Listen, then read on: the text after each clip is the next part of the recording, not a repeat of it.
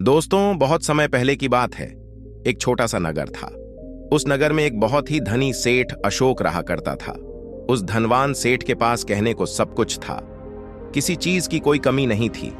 उस धनवान सेठ अशोक ने अपने जीवन में बहुत बड़े बड़े मुकाम हासिल किए थे।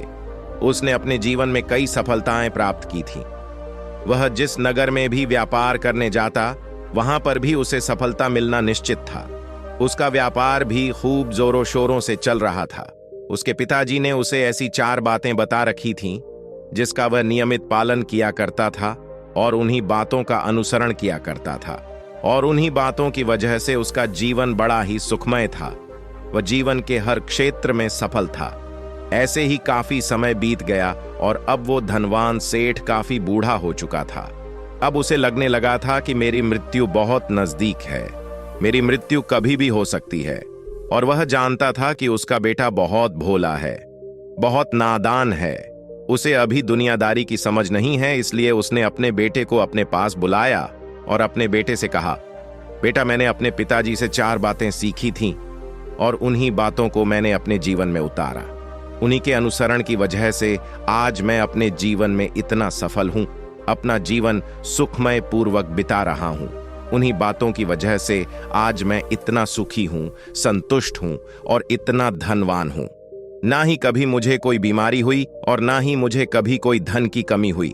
और तुम देख ही पा रहे हो कि मैं इस नगर का सर्वश्रेष्ठ धनवान हूं। लेकिन आज मेरे पास जो कुछ भी है, मैं उससे संतुष्ट हूं, मैं खुश हूं। लेकिन मैं चाहता हूं कि तुम मुझसे भी आगे बढ़ो। तुम और नाम कमाओ, तुम और धन कमाओ, लोग तुम्हारे बारे में जाने, तुम्हें पहचाने। उस धनवान सेठ ने अपने बेटे को अपने और करीब बुलाया और उससे कहने लगा, बेटा, आज मैं तुमको दुनिया की ऐसी 4 महत्वपूर्ण बातें बताने जा रहा हूं जो मुझे मेरे पिताजी ने बताई थी और इसी के कारण आज मैं इतना सफल हूं। यदि तुमने इन सभी बातों को अपने जीवन में उतार लिया, इनका नियमित तौर पर पालन किया, इनका अनुसरण किया, तो तुम भी अपने जीवन में बहुत धनवान बन जाओगे, अपने जीवन को बहुत सुखमय तौर पर बिताओगे। इन बातों के अनुसरण से न तो तुम्हारे घर परिवार में कोई दुख आएगा और न ही तुम्हारे व्यापार में कभी कोई परेशानी उत्पन्न होगी। इतना कहकर धनवान सेठ अपने बेटे को 4 बातें बताना शुरू करता है। वह कहता है, बेटा, सबसे पहली बात है काम पर छांव में जाना और छांव में आना। दूसरी बात, अपने घर के चारों तरफ चमड़े की बाड़ रखना। तीसरी बात, हमेशा मीठा करके खाना। और चौथी बात, अपनी पत्नी को हमेशा बांध कर रखना। इतना कहकर वह धनवान सेठ अब निश्चिंत हो चुका था। वह यह जानता था कि उसका बेटा बहुत भोला है। वह अपने पिता की बात अवश्य मानेगा और इन सभी 4 बातों को अपने जीवन में उतारेगा और इनका अनुसरण भी करेगा। देखते देखते कुछ महीने बीत गए और फिर एक दिन धनवान सेठ मृत्यु को प्राप्त हो गया। अपने पिता की मृत्यु के बाद उस धनवान सेठ के बेटे ने उन सभी 4 बातों को एक कागज पर लिख लिया ताकि वह उन्हें भूल न जाए और उन्हीं बातों को वह अपने जीवन में उतारने लगा। उन 4 बातों का अनुसरण करने लगा। सबसे पहली बात जो उसके पिता ने उससे कही थी, छांव में जाना और छांव में आना, तो उसने अपने घर से लेकर अपनी दुकान तक पूरे रास्ते पर एक टेंट लगवा दिया, क्योंकि उसके पास पैसा तो बहुत था और उसे कोई रोकने वाला भी नहीं था। जब भी कोई उसे पूछता कि आखिर तुमने ऐसा क्यों किया, तो वह उसके जवाब में बस इतना ही कहता कि मेरे पिताजी ने मुझसे ऐसा ही करने को कहा है। इसके बाद उसने अपने पिता की अगली बात का अनुसरण किया। उसने अपने घर के चारों तरफ चमड़े की बाड़ खड़ी करवा दी। उसने अपने घर के दोनों तरफ चमड़े की एक दीवार खड़ी करवा दी। ये देखकर आसपास के लोग बहुत क्रोधित हो गए। वे लोग उससे झगड़ा करने पर भी उतर आए। कई लोगों ने तो ये तक कह डाला कि आखिर तुमने ऐसा क्यों किया, चमड़े की बाड़ तुमने क्यों खड़ी करवा दी? चमड़े से बहुत बदबू आती है और इससे हमें तकलीफ होती है, इसे आज ही निकलवा दो। लेकिन कोई उसका कुछ भी ना बिगाड़ सका, क्योंकि उसके पास बहुत पैसा था। इसलिए कोई भी व्यक्ति उसका ज्यादा समय तक विरोध न कर सका और उसने भी मन बना लिया था कि वह अपने पिता की सभी बातों को पूरे दिल से मानेगा। उसके पिता ने उसे तीसरी बात कही थी, खाने को मीठा करके खाना, जिस कारण वह अपनी पत्नी से हर रोज खाने में कुछ मीठा ही बनवाता था। कभी सेवियां, कभी खीर, कभी हलवा तो कभी मिठाइयां। हमेशा यही सब खाता रहता। और उसके पिता ने उसे चौथी बात कही थी, अपनी पत्नी को हमेशा बांध कर रखना, जिस कारण वह हर रोज अपनी पत्नी को रस्सी से बांधकर रखता था। ऐसे ही कई दिन बीत गए और देखते ही देखते अब वह सेठ के बेटे का जीवन धीरे धीरे बर्बाद होने लगा था, क्योंकि उसने अपने पिता की सभी बातों का गलत मतलब निकाला था और वह उसी के अनुसार उनका पालन कर रहा था। देखते देखते उसका उतना बड़ा व्यापार अब ठप होने लगा था। उसके यहाँ पर ग्राहकों की संख्या कम होने लगी थी, क्योंकि जब उसका मन करता तब वह दुकान जाया करता और जब उसका मन करता तो वह दुकान से वापस घर लौट आता। उसका अपने पिताजी के इस कारोबार में मन नहीं लगता था। इस कारण उसके सारे ग्राहक अब उससे नाराज होने लगे थे। उसके सारे ग्राहक अब एक एक करके उस दुकान को छोड़ते चले जा रहे थे। इसी कारण उसका पूरा व्यापार अब ठप हो चुका था, जिस कारण वह बहुत परेशान रहता था। लेकिन अब भी उसे समझ नहीं आ रहा था कि आखिर ये सब हो क्यों रहा है। वो बहुत परेशान रहने लगा था और वह हमेशा मीठा भोजन किया करता था, जिस कारण उसका वजन बहुत ज्यादा बढ़ चुका था और इस मोटापे के कारण उसके शरीर में न जाने कितनी सारी बीमारियों ने अपना घर बना लिया था। आए दिन उसके घर पर वेद आने लगे थे। इन्हीं कारणों से अब उसका पैसा भी इन चीजों में बर्बाद होने लगा था। और अपने पिता की चौथी बात उसने मानी थी, वह थी अपनी पत्नी को बांध कर रखता, जिसकी वजह से उसकी पत्नी उससे नाराज हो गई और वह घर छोड़कर अपने मायके लौट गई।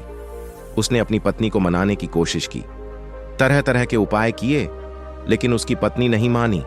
और वैसे भी कोई भी स्त्री ऐसे मर्द के साथ क्यों रहना चाहेगी जो उसे बेवजह ही बेबात पर बांध कर रखता हो। देखते देखते अब वह सेठ के बेटे का पूरा जीवन बर्बाद हो चुका था।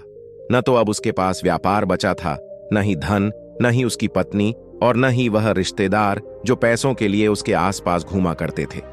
और तो और अब उसका स्वास्थ्य भी ठीक नहीं रहता था। इन सभी बातों को लेकर तो बहुत परेशान रहता और वह मन ही मन अपने पिताजी को कोसा करता। वह कहता, पिताजी आपने तो मेरा पूरा जीवन बर्बाद कर दिया। आपकी उन 4 बातों के कारण आज मुझसे मेरा सब कुछ छिन चुका है। न तो मेरे पास व्यापार रहा, न ही धन दौलत, न ही वह रिश्तेदार, न ही मेरी पत्नी, और यहां तक कि मेरे स्वास्थ्य ने भी मेरा साथ छोड़ दिया है। आप ही के कारण आज मेरा पूरा जीवन बर्बाद हो चुका है। यदि मैंने आपकी वह 4 बातें न मानी होती, यदि मैंने उन्हें अपने जीवन में न उतारा होता, तो आज मैं एक सुखमय जीवन जी रहा होता। आपकी इन 4 बातों पर चलकर मुझे क्या मिला? मैंने एक आज्ञाकारी बेटे की तरह आपकी सारी बातें भली भांति मानी, उन पर यकीन किया, उनका अनुसरण किया। लेकिन मैं ही मूर्ख था जो मैंने आपकी उन बातों पर आंख बंद करके यकीन कर लिया। इतना कहकर वह फूट फूट फूट कर रोने लगा। तभी उसे एक दिन पता चला कि उसके पास के नगर में एक साधु आए हुए हैं और वह साधु सभी की समस्याओं का हल बताते हैं। चाहे कैसी भी समस्या हो, वह उसका निवारण अवश्य करते हैं। यह सुनकर उसने सोचा कि चलो एक बार मिलकर देखता हूं, हो सकता है कि मेरी भी समस्या का समाधान मुझे मिल जाए। इस आशा के साथ वह उन साधु के पास पहुंचा। वहां पहुंचकर सीधा उनके चरणों में जा गिरा और जोर जोर से रोने लगा। वह कहने लगा, हे गुरुवर, अब आप ही मुझे बचा सकते हैं। मेरे पिताजी ने तो मेरा पूरा जीवन बर्बाद करके रख दिया। आज मेरी जो भी स्थिति है वह सब मेरे पिताजी के कारण ही है। मेरे पिताजी ने मुझे जैसा कहा मैंने वैसा ही किया। हमेशा एक अच्छे बेटे की तरह उनकी सारी बातें मानी, अपने सारे फर्ज निभाए। और देखिए मेरे पिताजी ने मेरे साथ क्या किया। मरते मरते भी वह मुझे गलत बात सिखा गए और उसका खामियाजा मुझे आज भुगतना पड़ रहा है। इतना कहकर वह उन साधु के सामने और भी जोर जोर से रोने लगा। तभी वह साधु महाराज उस सेठ के बेटे से कहते हैं, बेटा चुप हो जाओ, पहले मुझे अपनी सारी बात तो बताओ। आखिर तुम्हारे साथ क्या हुआ है? तुम इस तरह से क्यों रो रहे हो? तुम्हारी इस परेशानी का क्या कारण है? उन साधु के इतना कहने पर उस सेठ के बेटे ने पर्ची उन साधु के हाथ में रख दी, जो उसने अपने पिता की मृत्यु के बाद लिख रखी थी, जिसमें उसने अपने पिता की 4 बातें लिखी थी। उन साधु ने पर्ची ली और उसे पढ़ने लगे, और उन्होंने जैसे ही वह पढ़ा, वह जोर जोर से हंसने लगे और वह उस सेठ के बेटे से कहते हैं, तुम कितने बड़े मूर्ख हो। तुम्हारे पिता ने तो तुम्हें दुनिया का सारा ज्ञान दे दिया, लेकिन तुम उसे समझ नहीं पाए। तुम उसका सही तरह से पालन नहीं कर पाए और कहते हो कि तुम्हारे पिता ने तुम्हें गलत राह दिखाई है, तुमने गलत संदेश दिया है। तुम्हारे पिताजी तो तुम्हारी परीक्षा ले रहे थे कि तुम उनकी बातों को समझ पाते हो या नहीं, तुम उनकी बातों का सही मतलब निकाल पाते हो या नहीं। यदि वह चाहते तो इसका मतलब तुम्हें अच्छी तरह से बता सकते थे, लेकिन वह चाहते थे कि तुम इन बातों का मतलब खुद से जानो, खुद से समझो कि इन बातों का क्या अर्थ है। लेकिन अब तो ऐसा प्रतीत होता है कि मानो तुम्हारी बुद्धि बिल्कुल भ्रष्ट हो चुकी है। तुमसे बड़ा मूर्ख मैंने आज तक नहीं देखा। जिसके पास दुनिया का इतना बड़ा ज्ञान हो, वह भला इतनी बड़ी मूर्खता कैसे कर सकता है। तुम्हारे पास कोई ज्ञान नहीं है, तुमने कोई भी ज्ञान अर्जित ही नहीं किया। अगर तुम इन बातों का सही मतलब समझ चुके होते तो तुम भी अपने जीवन में अपने पिता की तरह ही सफल होते, लेकिन तुम इतने बड़े मूर्ख हो कि तुमने अपने पिता की बातों का गलत मतलब निकाल लिया। यदि तुम्हें उन बातों का अर्थ नहीं पता चल रहा था तो तुम किसी ज्ञानी से मिल सकते थे। तुमने अपने पिता की इन बातों को समझा है, इसका मतलब वैसा नहीं है। इस पर वह धनवान सेठ का बेटा कहता है, हे गुरुवर, आप क्या कहना चाहते हैं? क्या मैं अपने पिता की बातों को सही नहीं समझ रहा? और वैसे भी इसमें समझने लायक है क्या? उन्होंने तो सब कुछ साफ साफ ही बताया था और मैंने उन्हें अपने जीवन में उसी तरह से उतार लिया। तो फिर मैंने गलत क्या किया है? इस पर गुरुवर एक बार फिर मुस्कुराने लगे और उस सेठ के बेटे से कहते हैं, बेटा, ये जो बातें लिखी गई हैं, इन बातों के पीछे एक गहरा अर्थ है जिसे तुम समझ नहीं पाए। इसी कारणवश तुमने यह मूर्खता कर दी और इसी कारणवश तुमने अपना पूरा जीवन बर्बाद कर लिया। लेकिन अब भी कुछ नहीं बिगड़ा, अब भी तुम्हारे पास बहुत समय है। यदि तुम चाहो तो अब से मेहनत करके भी तुम अपने जीवन में एक बार फिर से व खुशहाली व समृद्धि सब कुछ हासिल कर सकते हो। इस पर वह सेठ का बेटा कहता है, ठीक है, कृपया करके मुझे उन चारों बातों का मतलब समझाइए। आखिर उन चार बातों का क्या अर्थ है? इस पर साधु सेठ के बेटे को कहते हैं, तुम्हारे पिताजी ने तुमसे कहा था काम पर छांव में जाना और छांव में आना।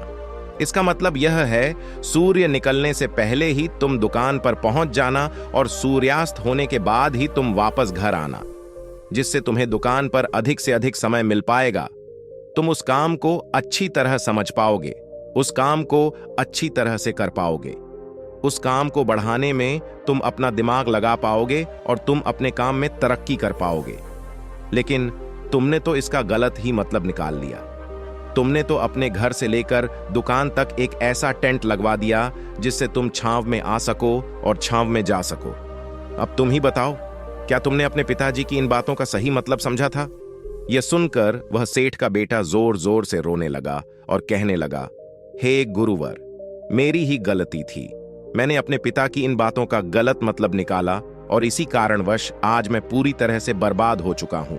मैं ही सबसे बड़ा मूर्ख था। मेरे पिताजी ने तो मुझे इतना महत्वपूर्ण ज्ञान दिया था, लेकिन मैं उस हीरे को पत्थर समझ बैठा। आगे वह सेठ का बेटा उन गुरुवर से कहता है कि गुरुवर, दूसरी बात क्या है? उसका अर्थ क्या है? आगे गुरुवर दूसरी बात का अर्थ समझाते हुए कहते हैं, चमड़े की बाड़ करवाना। इसका अर्थ यह है कि तुम अपने घर में कुत्ता या बिल्ली पालना। जब तुम अपने घर में कुत्ता बिल्ली पाल लोगे तो यह तुम्हारे घर की चारों ओर से रक्षा करेगा, जिससे तुम्हारी धन दौलत पूरी तरह से सुरक्षित रहेगी और तुम बेफिक्र होकर दुकान पर मन लगा सकोगे। और तो और, तुम्हारे मन में कभी यह भी डर नहीं होगा कि कहीं कोई चोर आकर मेरी संपत्ति न चुरा ले। चमड़े की बाड़ करवाने का असली मतलब यह है, लेकिन तुमने तो चमड़े की बाड़ करवाने का मतलब कुछ और ही निकाल दिया। तुमने तो अपने घर की 2 दीवारों को ही चमड़े से पूरी तरह से भरवा दिया, जिस कारण आसपास गंदी बदबू फैल गई। तुम्हारे आसपास के पड़ोसी भी अपना घर छोड़कर कहीं और चले गए। यहां तक कि तुम्हारे मित्र, तुम्हारे सगे संबंधी भी उस बदबू के कारण तुम्हारे घर पर आने से कतराने लगे। और अब हालत यह हो चुकी है कि ना तो तुम्हारे घर पर कोई आता है और न ही कोई जाता है, और इसी कारणवश लोग तुम्हें नापसंद करने लगे और तुम्हारी बर्बादी का यह भी कारण है। आगे सेठ का बेटा कहता है, हे गुरुवर, यह सब तो ठीक है, लेकिन यह खाने को मीठा करके खाना, इसका क्या? मैंने इसका भी अर्थ गलत निकाला है क्या? मैंने तो अपने पिता की बातों के कहे अनुसार ही हर रोज मीठा खाया और आज देखिए मेरा शरीर कितना वजनदार हो चुका है, जिस कारण मुझे अनेक प्रकार की बीमारियों ने घेर रखा है। क्या मैं इस बात को भी गलत समझ रहा था? इस पर वह साधु उस सेठ के बेटे से कहते हैं, हाँ, तुमने इस बात का भी गलत मतलब भी निकाला है। मीठा करके खाने का अर्थ यह है कि जब भी तुम्हें भूख तेजी से लगे तभी तुम्हें भोजन करना है, न उसके पहले और उसके बाद। अन्यथा यदि तुम्हें भूख न लगी होगी और तुम्हें भोजन मिल जाए तो तुम उस भोजन की कभी कदर नहीं करोगे। वह रोटी तुम्हें कभी मीठी नहीं लगेगी। फिर चाहे वह भोजन कितना भी स्वादिष्ट क्यों न हो, चाहे भोजन कितना भी लाजवाब क्यों न हो, तुम उसकी कदर कभी नहीं कर पाओगे, तुम उसका सम्मान कभी नहीं कर पाओगे। किंतु जब एक व्यक्ति को जोरों की भूख लगी होती है तो उसके सामने यदि तुम सूखी रोटी भी रख दो तो भी वह उसके लिए किसी पंचमेल से कम नहीं है। वह उसे प्रेम पूर्वक खाता है, उसका आदर करता है, उसका सम्मान करता है और वह रोटी उसे मीठी लगती है। इसीलिए तुम्हारे पिताजी ने यह कहा था कि भोजन मीठा करके खाना, जिससे तुम्हारा स्वास्थ्य भी अच्छा रहेगा। क्योंकि जब एक व्यक्ति को भूख लगी होती है और उस समय पर जब वह भोजन करता है तो वह उसके लिए एक अमृत समान होता है, और वहीं पर जब किसी व्यक्ति को भूख न लगी हो और ऐसे समय पर वह भोजन करता है तो वह उसके लिए विष समान है, वह उसे बहुत नुकसान पहुंचा सकता है। लेकिन तुमने तो इसका भी गलत मतलब निकाला तरीके से निभाने का हर मुमकिन प्रयास करती है, और ऐसे समय पर यदि तुम्हारे बीच कुछ नोक झोंक हो जाए, कुछ गलतियां हो जाएं, और ऐसे समय पर तुम उस स्त्री का हाथ नहीं छोड़ते तो वह तुम्हें छोड़कर कभी नहीं जाएगी। लेकिन इसका अर्थ यह भी नहीं है कि तुम अपनी पत्नी पर अत्याचार करो, बल्कि तुम्हारे पिताजी का यहाँ पर कहना चाहिए था कि जो भी कोई व्यक्ति तुम्हारे साथ किसी रिश्ते में जुड़ा हुआ है उसे अपने रिश्ते में इस तरीके से बांध लो कि वह तुम्हारे था। तुम हर रोज मीठा खाने लगे, जिस कारण तुम्हारा वजन बढ़ने लगा, और इसी कारणवश तुम्हारे शरीर में अनेक रोग ने अपना घर बना लिया और यह तुम्हें मृत्यु के करीब ले जा रहा था। इसलिए आज से जब भी तुम्हें जोरों की भूख लगे तभी भोजन करना तुम्हारे लिए अत्यधिक फायदेमंद होगा और तुम्हारे शरीर को हमेशा निरोगी बनाने में तुम्हारी मदद करेगा। और जब भी तब भोजन की आवश्यकता न हो, तुम्हें भूख न लगी हो, ऐसे समय पर भोजन कभी न करना, यह तुम्हारे लिए बहुत नुकसानदायक साबित होगा।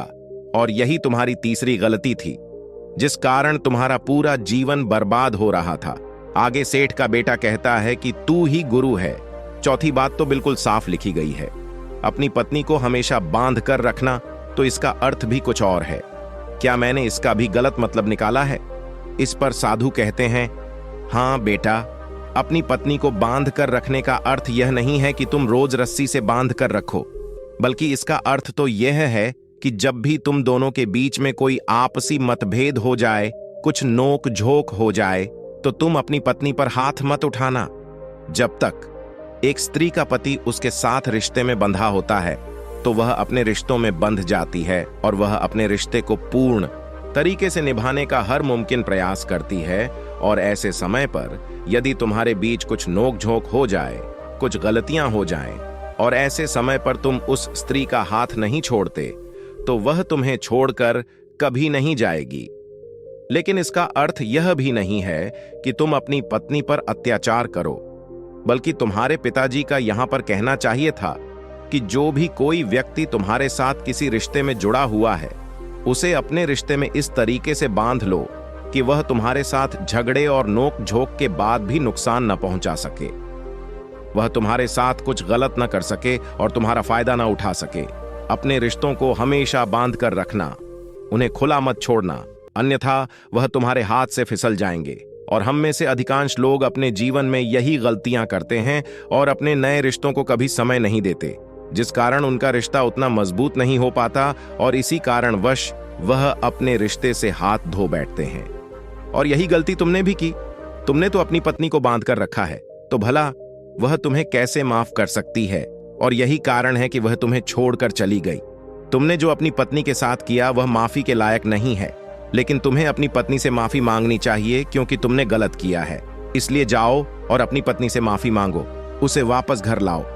और यही वह 4 बातें थीं जो तुम्हें तुम्हारे पिता ने समझाने का प्रयास किया था, लेकिन तुमने इन सभी बातों का गलत मतलब निकाला और इसी कारणवश तुम पूरी तरह से बर्बाद हो गए।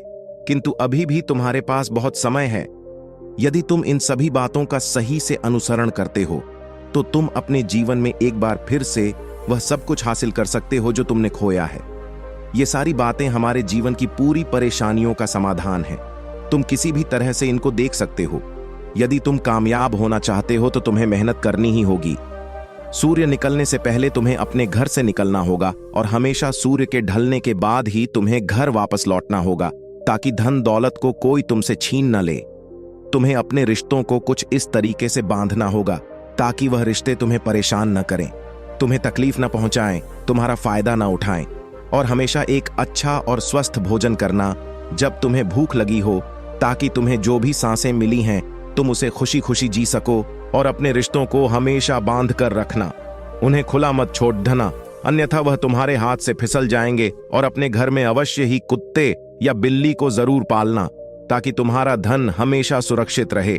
इन सभी बातों का अपने जीवन में अनुसरण करने के बाद तुम अपने जीवन में सब कुछ एक बार फिर पा सकते हो, जो तुमने आज तक खोया है। और हो सकता है कि तुम इससे भी अधिक उन्नति कर पाओ, इससे भी अधिक उन्नति कर पाओ, इससे भी अधिक समृद्धि पा सके, अपने जीवन को खुशहाल और सुखमय बना सके। इतना कहकर साधु शांत हो गए और सेठ का बेटा भी अपनी सभी गलतियों को समझ चुका था। उसने उन गुरु को प्रणाम किया और वापस अपने घर लौट गया। उसने उन सभी चारों बातों को अपने जीवन में उतारा, उनका सही सही अनुसरण किया। उसके बाद से उसके जीवन में सकारात्मक प्रभाव दिखने लगे। वह एक बार फिर से अपने व्यापार को खड़ा करने में सफल रहा। वह एक बार फिर से अपनी पत्नी को घर लाने में सफल रहा और देखते ही देखते उसका जीवन सुखमय और आनंदमय हो गया था। मुझे उम्मीद है कि आपको यह कहानी पसंद आई होगी और आपने इससे कुछ सीखा होगा। कहानी के बारे में अपने विचार आप हमें नीचे कमेंट बॉक्स में कमेंट करके बता सकते हैं। जाने से पहले वीडियो को लाइक करें और चैनल को सब्सक्राइब जरूर करें। नमो बुद्धाय।